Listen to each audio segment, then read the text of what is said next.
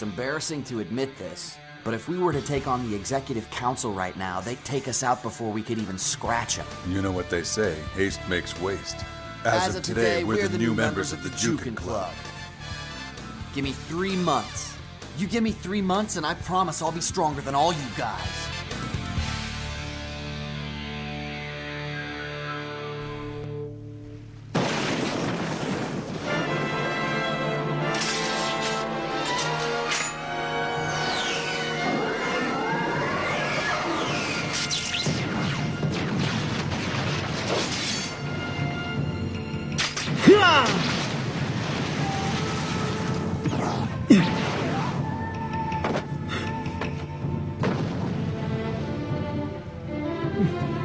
Masataka! Aya! Ligtas ka na ngayon, Aya. Maraming salamat, ha? Pero, huwag ka sana makontento dyan sa mababang antas ng martial arts mo. Ha? Mababang antas ng martial arts? Mababa ang antas ng martial arts mo. Ha? Yan! Lagi! Haha! Masyado kang kampante!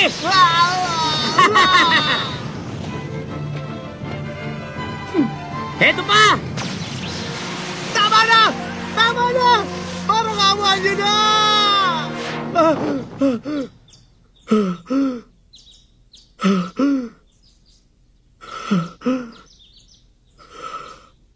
Panaginip lang pala.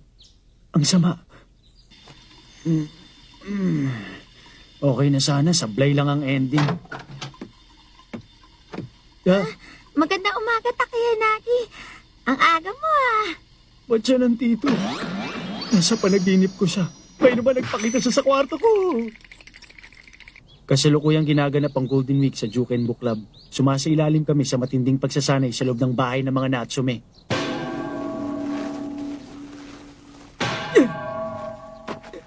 Hindi! Mali! Mali! Mali! I-relax mo kasi mga balikat mo. Gamitin mo mga tuhod mo. Ulitin mo! Hindi ganyan! Ulitin ko, ha? Panoorin mo. Ganito. Yan ang tamang paraan. Hindi mo pag-agalawin yung kawali. Basta ang importante, tamaan mo yung gitna. Huwag mo tignan. Mag-concentrate. Oo. Sige, Maya. Mamaya na lang ulit. Pahinga muna. Total, naintindihan ko naman ang paliwanag mo eh. Basta ang point of impact ay yung gitna ng kawali. Kapag dun ko tinamaan, hindi yan gagalaw, hindi ba? Naintindihan ko. Kung naiintindihan mo, hindi mo na kailangan gamitin yung utak mo. Habang hindi mo nagagawa yung tinuturo ko, hindi ka pwedeng kumain. Baliwala pa rin? 3 araw na akong ganito ha. Pambihira ka. Reverse attack lang, hindi mo pa kaya. Alam mo ba na ang reverse attack ay tinatawag namang long distance strike sa China? Hindi talaga madaling ipaliwanag ang concept ng force at strike point, kaya sa umpisa, mahirap talagang gawin. Pero kapag eksperto ka na kahit madami ang target mo, makakaya mong i-focus ang isa at ito lang ang tatamaan. Maraming sukat ang kapangyarihan mo. Kapag nakontrol mo yon, makakagamit ka na ng espiritu. Magagamit mo rin ang 5 elemento. Ang positibong lakas ay nagbubunga ng yang. Ang negatibo naman ay nagbubunga ng yin. Nagkakaroon ng forma ang hangin at sinasaniba ng espiritu. Wala kang pinagkaiba kay Takeyanagi. Naiiba ka lang dahil wala ka pang alam. Mag-concentrate ka para makontrol mo ang lakas mo. Mag-concentrate? Master, ano pa ba kailangan kong gawin? Tumakbo na ako ng 20 kilometro. Sa loob ng 1 oras at 10 minuto. Kahit marathon runner, mapapahiya doon. Pinanganak ka na may likas na malakas na katawan. Matangkad ka, malaki ang muscle at malakas kang tumalon. Lahat ng yan ay katangian ng isang African-American. Kailangan mong tumakbo ng tumakbo para mapuno ng oxygen ang mga muscle mo. Sa ganung paraan, lalakas ka ng lalakas. Oh. Ang kagandahan pa niyan, may panahon ka pa para ma-develop ang katawan at isipan ninyo. May oras pa kayo para bumalik sa basic training para lalong tumibay ang katawan ninyo. Ngayon ko lang nakita na ganyang kasaya si ate dahil may bago siyang tinuturuan. Ang aga nga nila nag-umpisa ng training eh. Magiging masaya ang summer na to.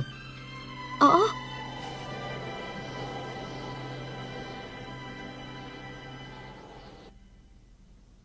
Ano? Natalo nila si Ryuzaki? Oo. Ni Maya Natsume. Hindi lang yun. Yung 2 freshman na pina-expel ng presidente, tinanggap niya sa Juken Book Club niya. Kinontra niyang desisyon ng enforcement team. Ang assignment na talunin ng dalawang ito. Kung tutusin, dapat napunta sa akin. Mabuti na rin na sumali ang dalawang ito sa Juke and Book Club. Pagkakataon na rin ito para wasakin ang Juke and Book Club na yun. Ikaw ang bahala sa kanila. Para sa ikabubuti na rin yan ng professional wrestling club. Tama lang yan. Para malaman ko na rin kung maaasahan kayo o hindi. Tandaan mo, hindi pwede dito ang mga pumapalpak, ha? Alam ko na yan.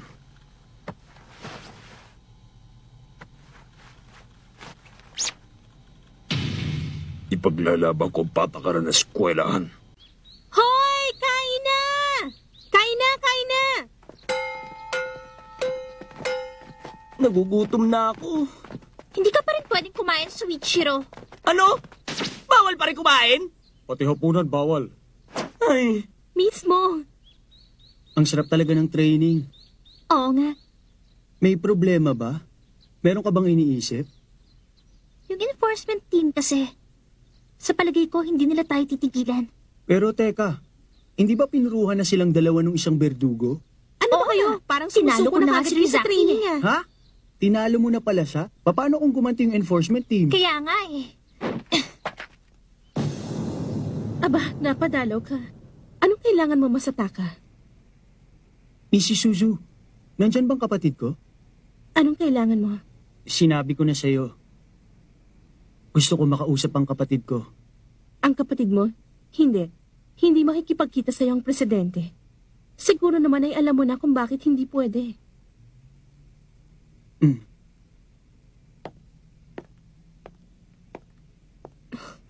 Siya nga pala. May iniwan na mga mensahe ang presidente para sa'yo. Ha? Bumalik ka na lang daw kapag matanda ka na. Pumunta pa man din siya dito. Hindi naman siguro masama makipag-usap sa kanya. Di ba, Itsumi? Pinangangaralan mo ba ako? Bunchi. Nagbibigay lang ako ng payo sa presidente. Hindi ba trabaho lang naman yun na advisor? Dapat sa Juke and Book Club ka magalit. Hindi doon sa mabait mong kapatid. Alam mo mali yan. Kung tutuusin sa isang tao ka lang naman galit eh. Kay Shin Natsumi.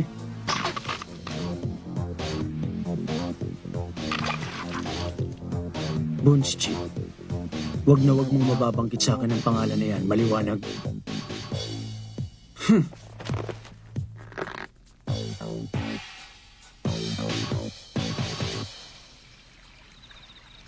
Grabe, ang ganda talaga dito. Ang laki ng bahay na to.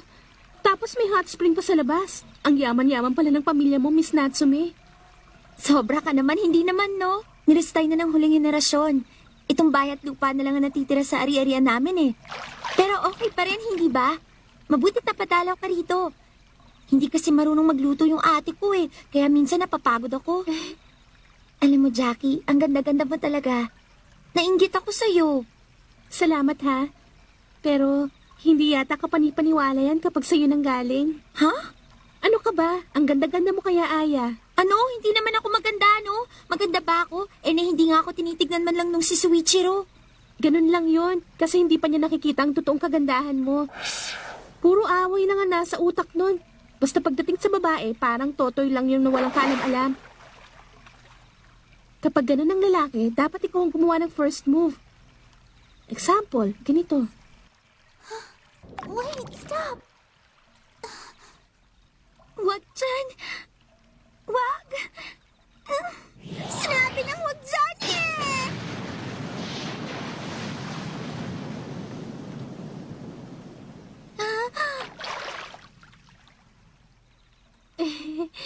Pasensya ka na, napasobra yata. Ha? Uy, teka, Jackie! Jackie, umahon ka na dyan!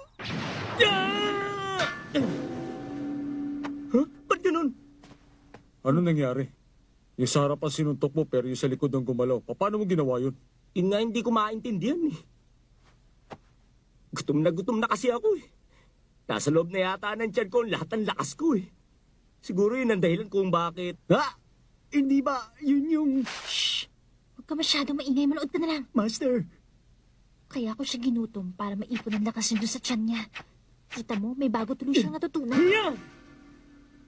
Kita mo? Wala siyang kaalam-alam na lumalakas na siya. Unti-unti niyang madidiscover ang kapangyarihan niya. Hindi pa niya alam pero nalampasan na niya ang antas ng reverse attack. Ang galing niya. May potensyal pala talagang batang yan.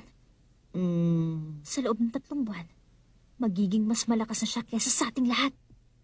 Kailangan ko daw ang gumawa ng first move kay Soichiro.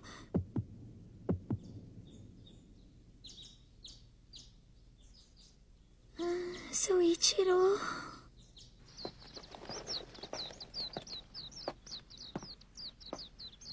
Saang lugar ka pa pumunta, Soichiro? Si ate nawawala din.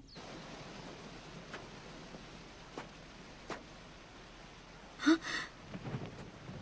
Hindi ba kimono ito ni ate?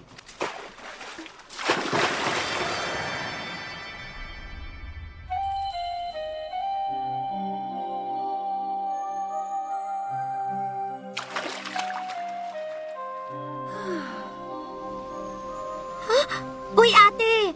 Ba't ka nandyan? Ha? Matagal na kasi akong hindi naliligo dito eh. Gusto mo maligo ka rin? Ano ka ba? Baka may makakita pa sa'yo. Umahan ka na nga. Kagabi ko pa kasi kasama ang batang yun. Grabe, pinagod niya ako. Kasama mo si Soichiro? Kanina ko pa nga siya hinahanap eh. Nasaan ba siya ngayon? Andun siya natutulog. Ha?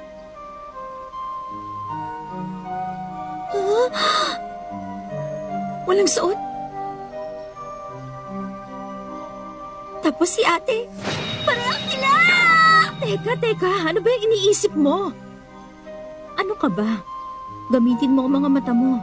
Hindi na, kahit common sense na lang ang gamitin mo, Aya. Magtiwala ka sa kanya. Masipag at matapat yan. Ha? Ang batang yan. Kung hindi mo lang balak pakasalan ng batang yan, malamang napag-interesan ko rin siya.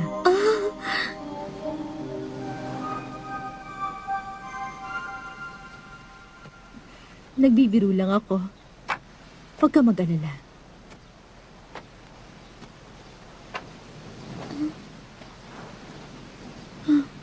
Ate.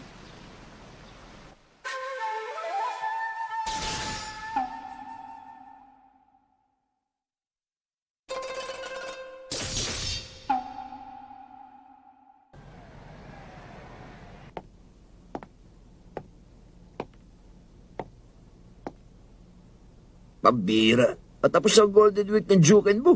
Imbes na pumunta ako doon, nandito ako nakakainis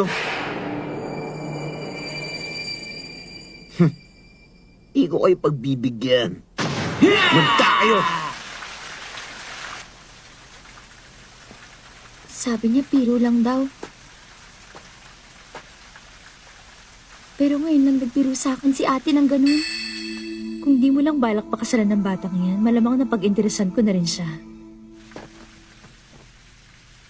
Magkasama daw sila mula kagabi. Ano kayang ginawa nila dito sa labas? Ano ba yan? Hindi na ako kitatakutan ng mga to. Kahit naman may mga type kayo sa mga ulo nyo, alam ko naman mga taga-section B kayo. Kala nyo ba matatalo nyo ako kapag umatake kayo ng patago? Nagbibiro ba kayo? Ang mabuti pa, tuturuan ko na lang kayong dalawa ng leksyon. Ikaw ang tuturuan ko. Ikaw, Ryusaki. Hindi ako aatake ng patago. Pero wala ka rin magagawa. Sagara!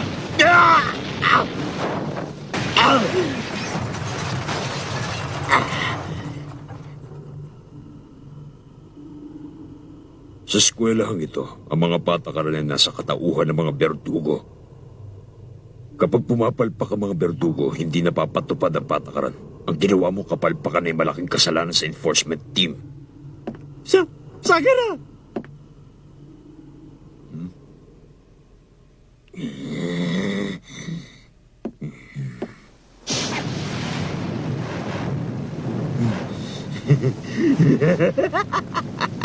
Lagot ka sa akin ngayon. Katapusan mo na! Walang makakaalala sa'yo. Sagara! Masyado ka umaasa dyan sa mga pampatang teknik mo. Yan ang dahilan kaya madali ka natalo nung labanan mo ang babaeng si Maya Natsume. Tanda mo, hindi na si Sagara makakaharap mo ngayon. Ha? Iiba ko ng anyo kapag suot ko ng maskarang ito. Ako ang pinakamabagsik na berdugo sa eskwelahan ito. Ako si Saga Mask. Suotin mo rin yan sa lamay mo! Lusaki, meron ako isang bagay na ituturo sa'yo. Simple lang naman ang teknik para maging pinakamalakas. Hindi na kailangan pag gumamit ng pwersa ng hangin tulad yun ni Natsume. Kahit ang pinakamalakas sa martial artist ay walang magagawa para palakasin ang kanyang mga kasukasuan. May 206 na buto sa katawan ng tao. Lahat ng yun ay may kahinaan. Basta ako nang bahala sa dalawang mayayabang na freshman na yon. Kung ako sa'yo, magpapahinga na lang ako doon sa loob ng ospital. Grabe, ang galing niyo talaga! Mr. Sagar, Saga Mask! Ang bilis yung tinalo si Ryusaki. Teka muna kayong dalawa. Baka naman meron kayong nalilimutan. Ha? Opo! Sige, gawin natin. Isa! Dalawa! Tatlo! Masyado malambot ang mga boses nyo. Lakasan nyo!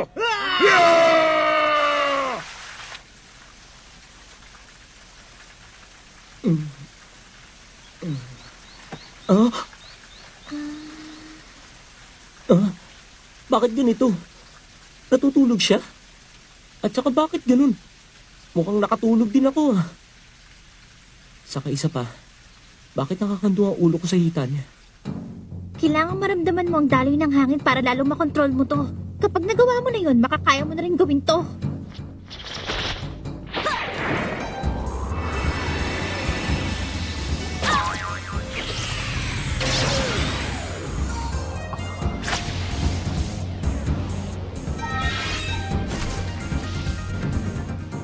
Ano kaya mapapala ako kung gagawin kong bata ang katawan ko? Nagbibiro ka ba? Ito ang totoong anyo ko, no? Ganun pala. Para makontrol ko ang puwersa ng hangin sa katawan ko, ginagawa kong bata ang katawan ko. Ha? Bakit? Importante ba yun? Kasali yun sa pagsasanay ko. Nagsasanay ako dahil meron akong kailangan talunin. Si Mitsumi.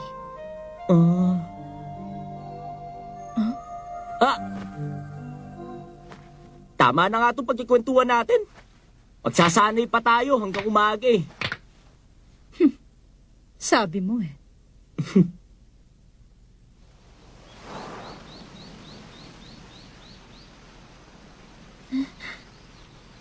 Nasaan si Soichiro?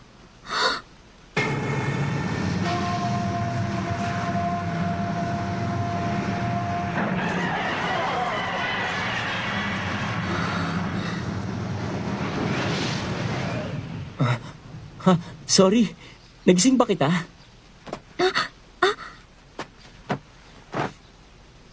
Ano yun? Isang ilusyon? Ano yung nakita ko? Parang hindi siya yung Soichiro kahapon. Nag-iba siya. Iba na siya. May sinabi nga pala siya sa akin. Yung maliit na babae. Ang totoong anyo pala niya yung babaeng matanda. Oo, totoo yun. Mas malakas pa sa halimaw o maliit na babaeng yun. Hindi katulad ko, matalino siya. Marami siyang alam. Pero alam mo, magkatulad kami.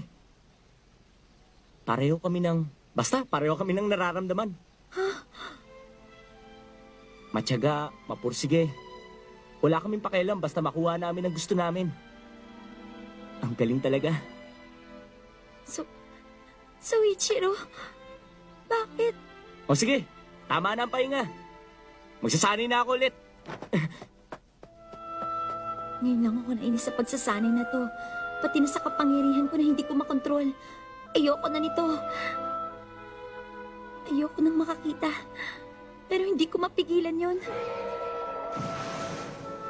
Ang ate ko, napagusto na sa kanya si Soichiro.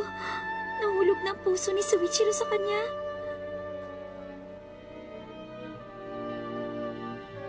Napakawalang silbi naman ang kapangyarihan ko. Kung pwede, mawala na lang sana to.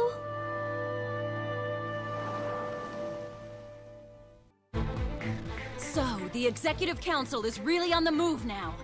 Then without a doubt, he will surely be coming soon. Next episode of Tenjo Tenge, Punishment. Boy, careful as you go.